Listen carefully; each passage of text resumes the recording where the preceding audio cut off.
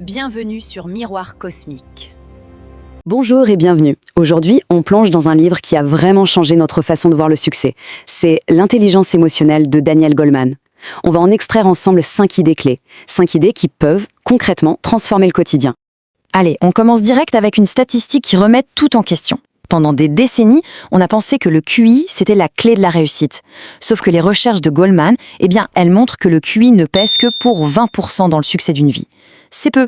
Les 80% qui restent, ça dépend de toute autre chose. Et cette chose, c'est principalement ce qu'on appelle l'intelligence émotionnelle. Alors, voyons ça de plus près. On a tous connu cette personne, au bureau, super brillante, avec les meilleurs diplômes, mais qui n'avance pas. Pourquoi ? Parce qu'elle gère mal ses émotions, parce qu'elle ne supporte pas la moindre critique.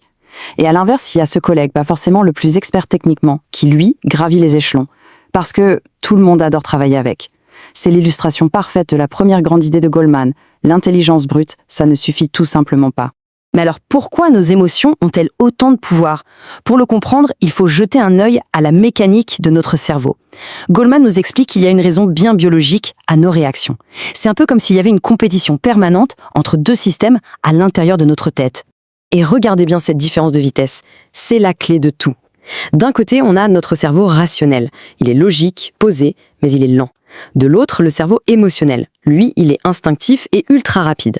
Il réagit en 80 petites millisecondes, alors que la raison, elle, a besoin de 600 millisecondes pour se mettre en route. C'est ce décalage, cet écart de plus d'une demi-seconde, qui explique pourquoi on peut dire un truc qu'on regrette la seconde d'après. Goleman appelle ça un détournement de l'amygdale. C'est un vrai court-circuit émotionnel. Bon, la question c'est, comment on fait pour éviter ce fameux court-circuit ? La solution de Goleman est incroyablement simple, mais super puissante. La prochaine fois qu'une grosse émotion monte, de la colère, de la panique, l'idée, c'est de respirer à fond pendant 4 secondes. Juste ça. Avant de parler, avant d'agir. Ce petit délai, c'est souvent tout ce qu'il faut pour que le cerveau rationnel revienne dans la partie et reprenne le contrôle. Attention, ce n'est pas de la suppression d'émotions, c'est de la maîtrise.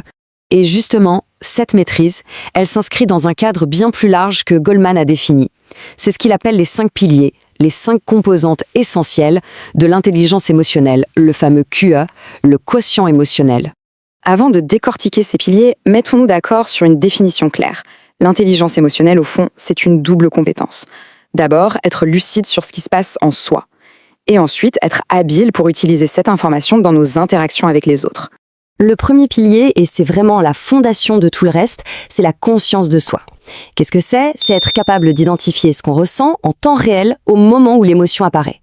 La plupart du temps, notre vocabulaire émotionnel se limite à « ça va pas, je suis stressé ». Sauf qu'il y a un univers de différence entre dire « je suis en colère » et réaliser « en fait, je me sens ignoré et ça me blesse ». La deuxième phrase, elle ouvre la voie à une solution. La première, elle mène souvent droit au conflit. Alors comment on développe cette conscience ? L'action proposée est très simple. Pendant une semaine, chaque soir, l'idée c'est de noter 3 émotions qu'on a ressenties dans la journée. Et d'essayer d'être le plus précis possible. Pas juste stressé, mais plutôt frustré parce que mon avis n'a pas été écouté. Cet exercice à lui seul peut doubler la conscience de soi en très peu de temps. Le deuxième pilier, c'est la maîtrise de soi. Et là, Goleman fait une distinction super importante. Il ne s'agit pas du tout de réprimer ses émotions ou de faire comme si elles n'existaient pas. Non, il s'agit de les ressentir, de les laisser nous traverser, mais sans les laisser prendre le volant de nos actions. C'est ça la liberté, c'est de pouvoir choisir sa réponse. Le fameux test du marshmallow illustre ça à la perfection. On a montré que des enfants de 4 ans, juste parce qu'ils étaient capables de patienter un peu pour avoir une plus grosse récompense, ont eu, 15 ans plus tard, plus de succès dans tous les domaines de leur vie. Ce n'est pas de la magie, c'est l'intelligence émotionnelle en pleine action. Pour travailler cette maîtrise, il y a une technique qui marche très bien, c'est d'anticiper. Identifier une situation qui, à chaque fois, déclenche une réaction négative chez nous et préparer un plan. Ok, quand cette situation X va arriver, je sais que je vais ressentir Y. Et cette fois, je choisirai délibérément de faire Z à la place. On passe maintenant à l'empathie.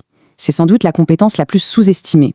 Pour Goleman, ce n'est pas du tout une faiblesse, c'est la base de toute influence. Il distingue 3 niveaux. D'abord, comprendre intellectuellement le point de vue de l'autre. Ensuite, ressentir ce que l'autre ressent. Et enfin, le plus haut niveau, être poussé par l'envie d'aider. La plupart de nos conversations, elles restent bloquées au premier niveau. Cette citation résume tout l'esprit de l'empathie. Trop souvent, on écoute l'autre en pensant déjà à ce qu'on va répondre. Au lieu de ça, l'idée est de chercher à saisir ce que la personne en face est vraiment en train de vivre. Tout le jeu est là, changer d'intention. Et pour s'entraîner à ça, voici une action concrète. Dans une conversation un peu tendue, avant de répondre, l'idée c'est de marquer une pause, juste 3 secondes de silence, et d'utiliser ce court instant pour se demander, au-delà des mots, qu'est-ce que cette personne ressent vraiment, là, maintenant.